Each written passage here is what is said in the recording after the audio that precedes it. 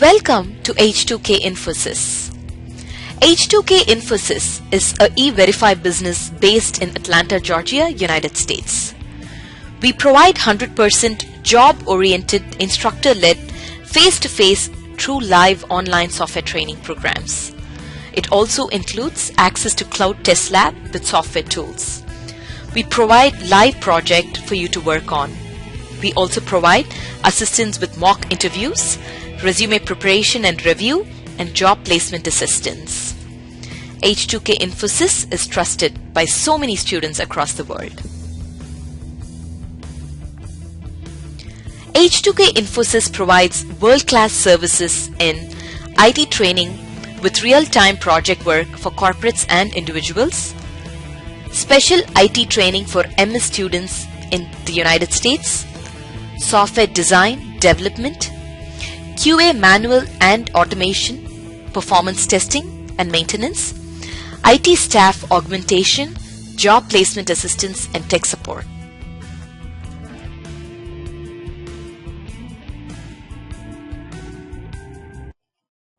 But I want to use different usernames and passwords. Then how can I do that? So that's where actually you're going to look at how you can pass data from an Excel sheet, right? Instead of hard coding parts. So that's where, if you look at, even you can pass the data within the step itself. So, for example, open application.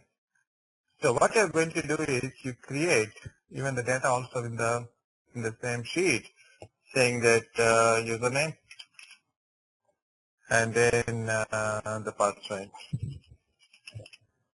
So it's a little bit complicated, like how you pass the data in Excel sheet, because for each step you have to mention what is that username and password you're going to use. Okay. So here you're going to say the username is demo CS. We can't see your desktop. And then what? We can't see your desktop. Don't see my desktop? Please check your system. So everybody else can see it.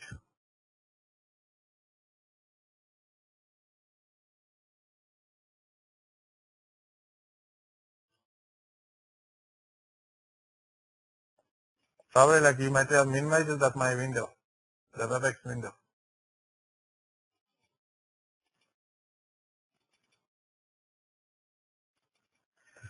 Okay, and then you're going to say, so this is the username and password.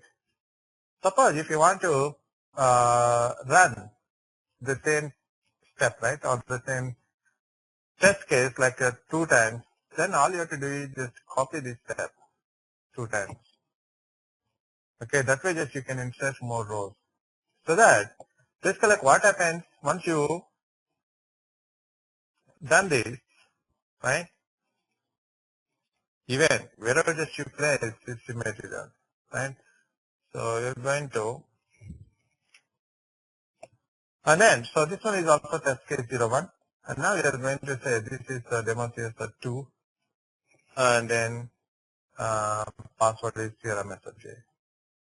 Then what happens, basically like if you look at the logic, right, we're talking about the driver script with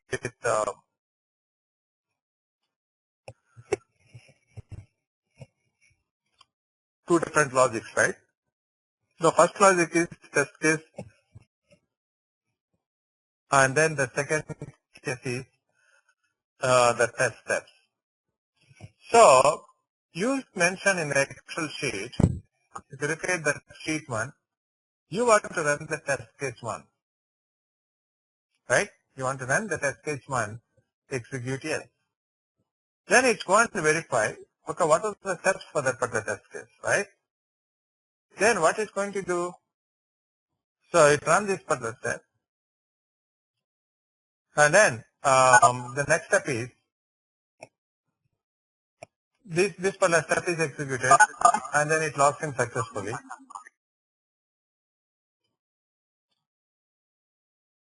And the next step is, there is also one match for the test case 01.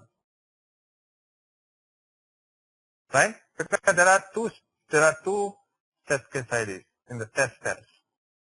That way, this particular thing is also get executed. Because it's going to match, like what is the test case ID from sheet 1 with sheet 2. So that way these two gets executed. This way you can ask, so what are the usernames or the passwords you want to test with. Okay? This you need to pass different rows of data in your Excel sheet. And then, so once you're done with these, then the next step is, I think login, we didn't create any arguments, like we hard coded, right? So you're going to pass the argument, username,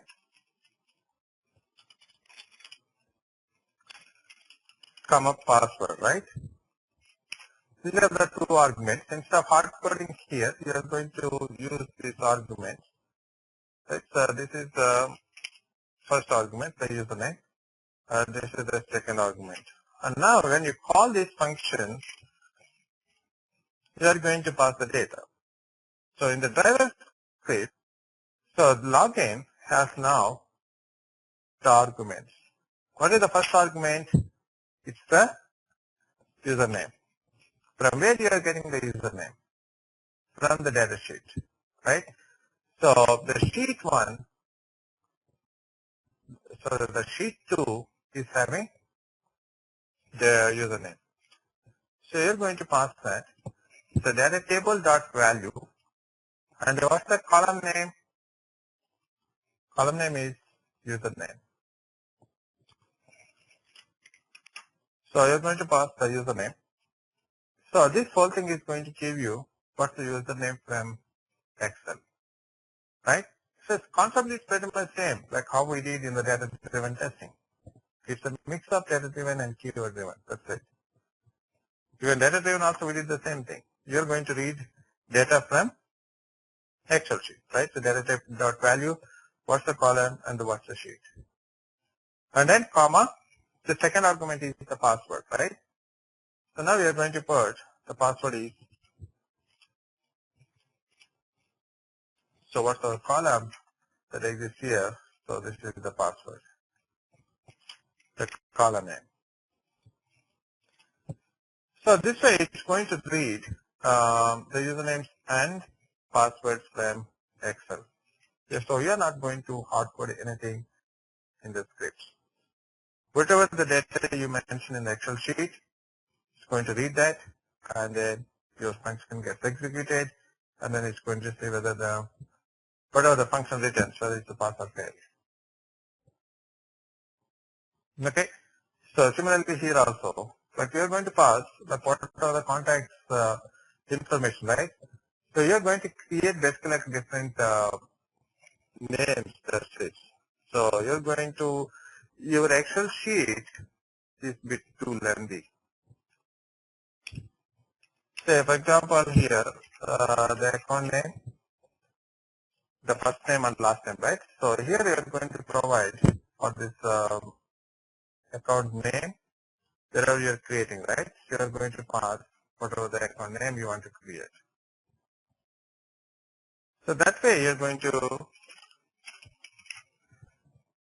so this is the account name, and then in your driver script you are going to read data from your Excel sheet. Okay? So this way, we did the create contact, right? So we're going to say contact, say first name, and then contact last name.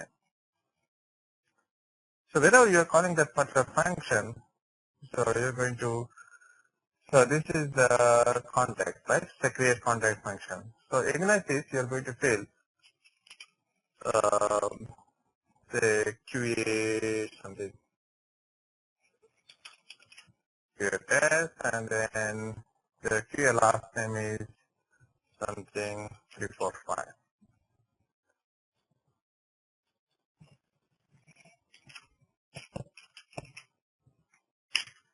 So tomorrow, if you want to create different contexts or something, all you have to do is change the data here. This is last name. So that is whenever it triggers this particular function, it's going to use this data. So in your driver script, so you're going to again pass the data, whatever it's getting from data table.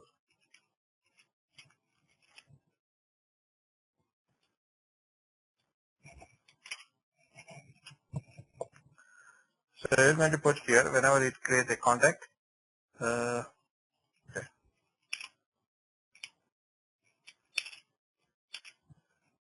So you're going to provide those column names. So this is the column name, and this is the last name.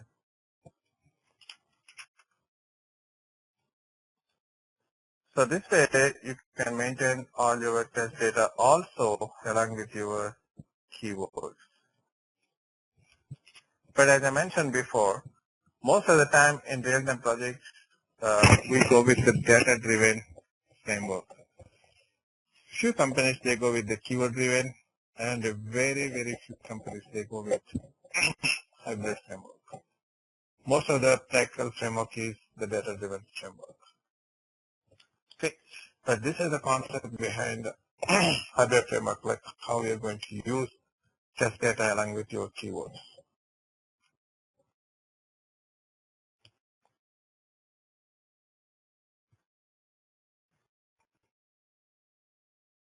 Okay.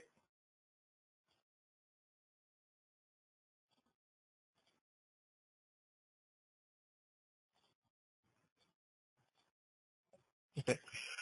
So anyway, I'm going to send you this script along with functions and other stuff for your reference. Even in future, if you join a company, if they ask you to do kind of hybrid framework, so this is the main concept. Okay, but I'm sure like you're going to work most of the time with a different framework.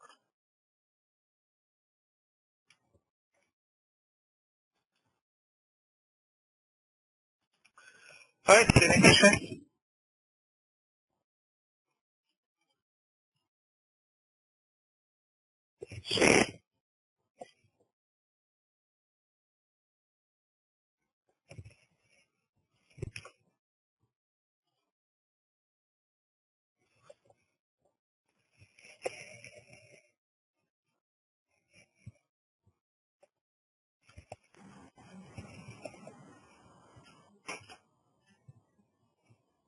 Hi Shri, I had a generic question. We are doing the OR and then exporting it to the your shared objectory, right?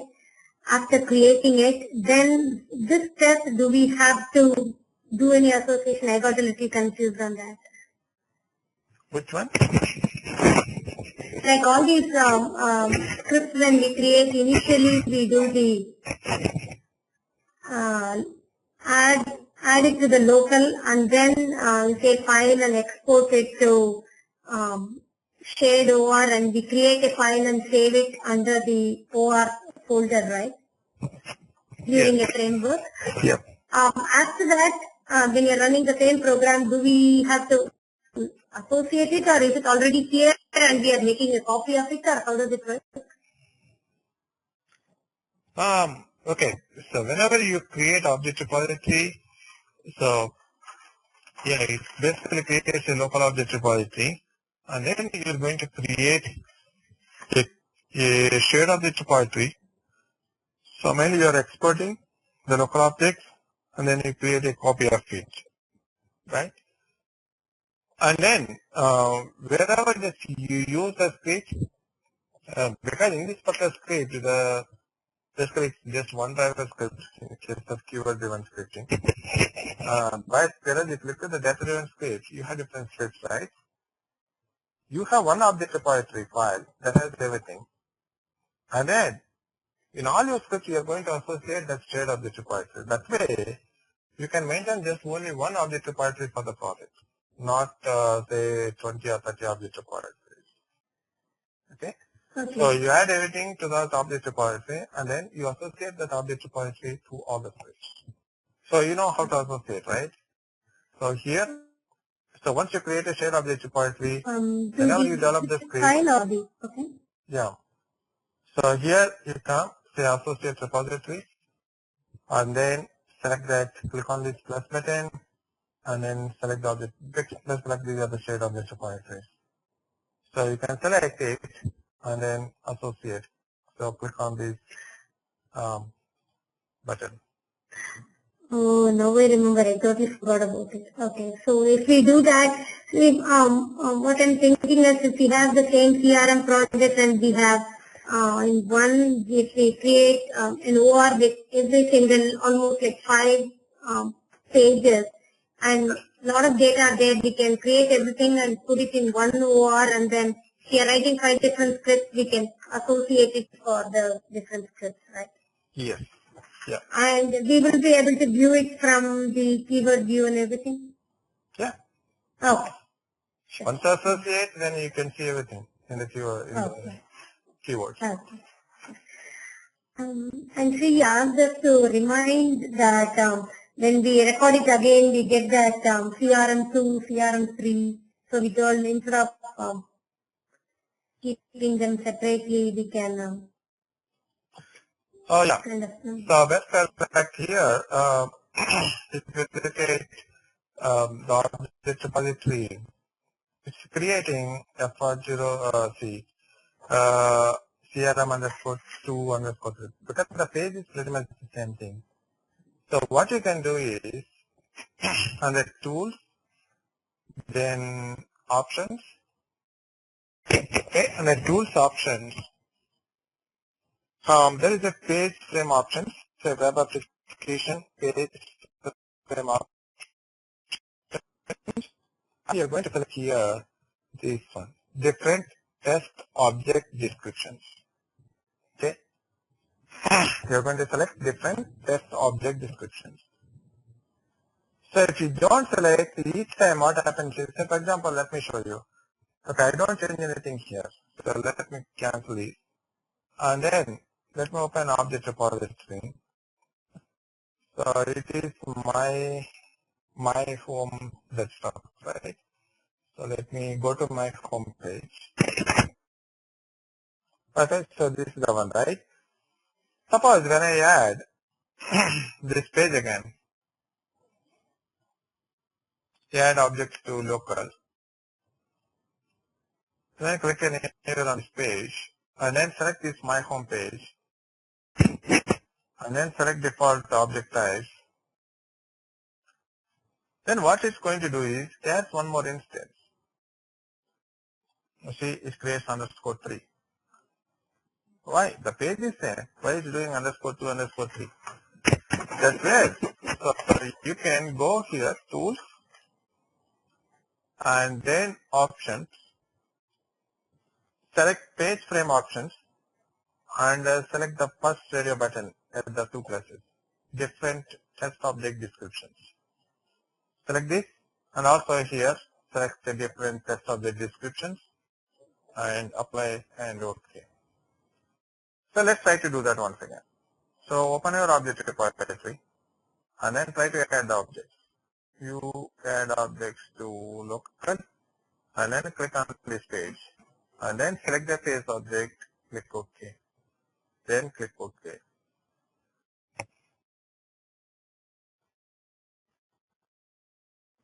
So now you don't see that particular instance. Everything gets added to the same page. Okay, it won't create underscore 4 underscore 2 underscore 3. Okay. So is it getting updated, and if there is any new fields added and things like that, Yeah, the same page gets updated? Okay. Yeah, if any new object is added, then it's going to update the same page. It's going to add to the same page. Okay.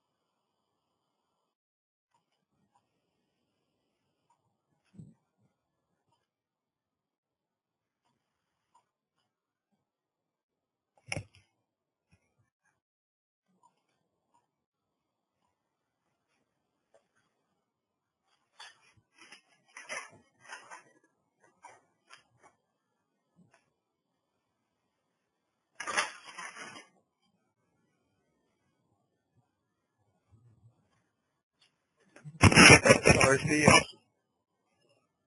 Under tools, options, page frame options, and then you're going to select these radio buttons.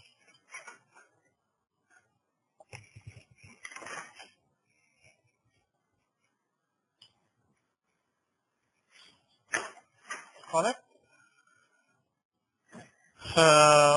Then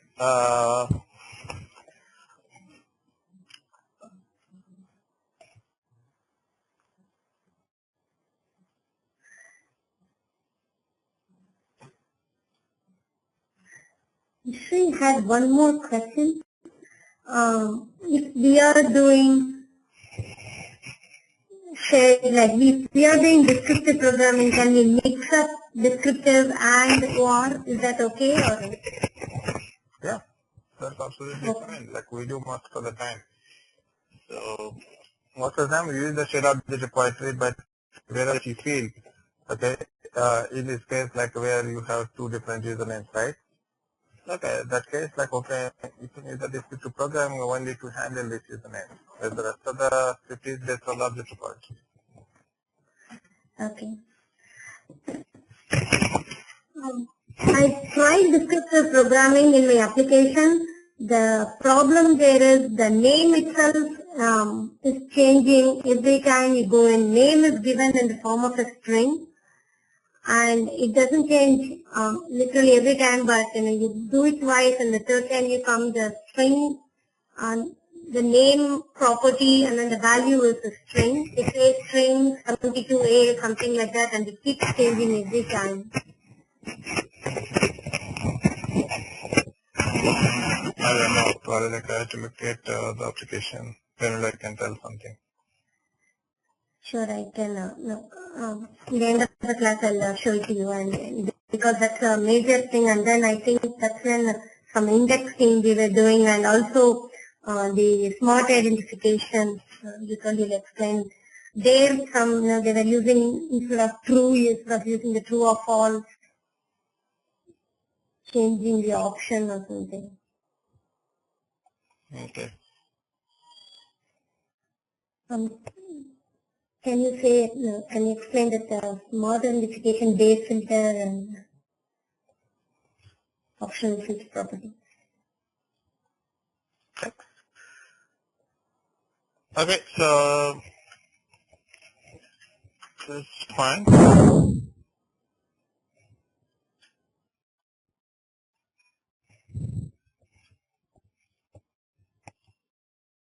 Okay. So now what we do is let's try to look at some of the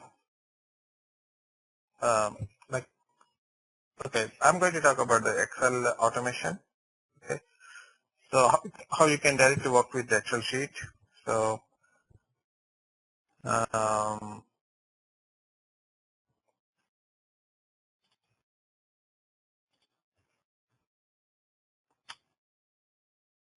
okay. So we know like how we are going to create an object, right? So there are different. We are going to use the set method. So now we are going to talk about creating Excel through program, through script.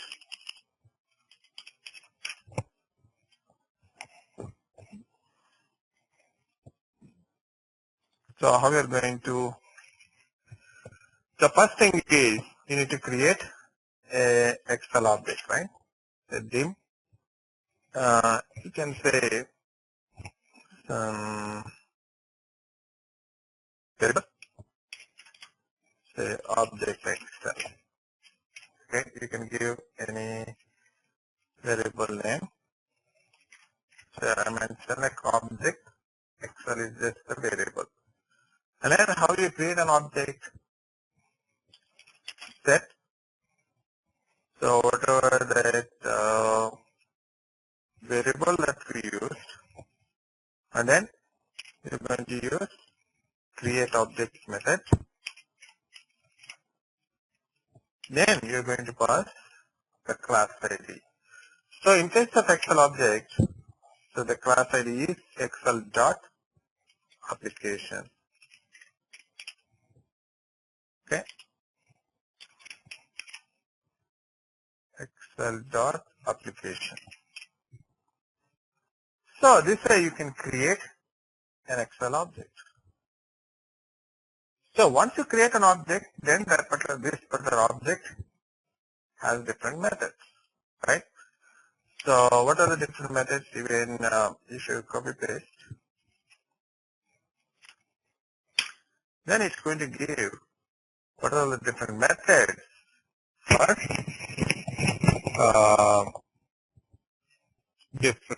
for this Excel object. See, these are all the different methods, number of methods. So you can use, say for example, once you create an object, just I want to see the Excel, right? So there's a method, say I think visible. You see, there's a method called visible. What this method is going to do, it's going to show you, and then it's going to open that Excel, and then it's going to show you. So you're going to say visible is equals true.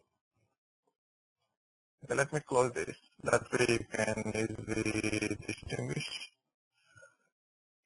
Say for example here, when I run this script simply, okay, you see, it just shows that and then it's going to close it. Okay, so that way you can look at the Excel sheet you can create, and then you can make that particular Excel visible. Visible true is equal true. And then you can add different worksheets. Like obviously once you create an Excel sheet, the Excel sheet contains different worksheets, right? Or the workbooks, and the workbook contains different sheets.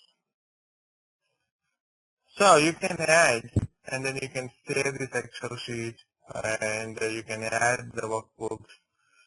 So how you are going to save this Excel? Okay, you create an Excel, and then you save that Excel, right? There's a method called again. You're going to look at active.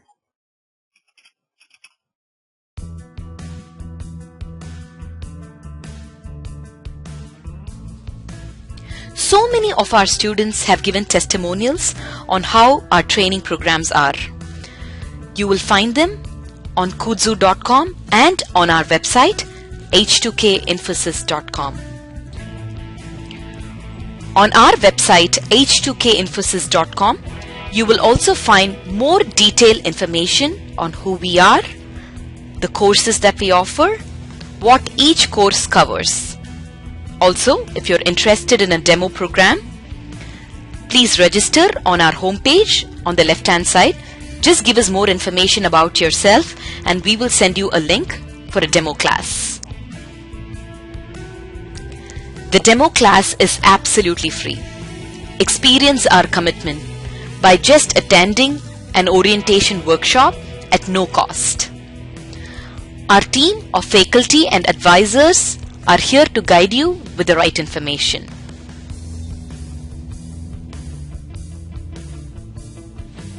If you still have more questions, please feel free to call us. Call us at 770-777-1269. This is a United States number. If you're calling from the UK, call us at 020-337-17615. You can also email us at training@h2kinfosys.com or h2kinfosys@gmail.com.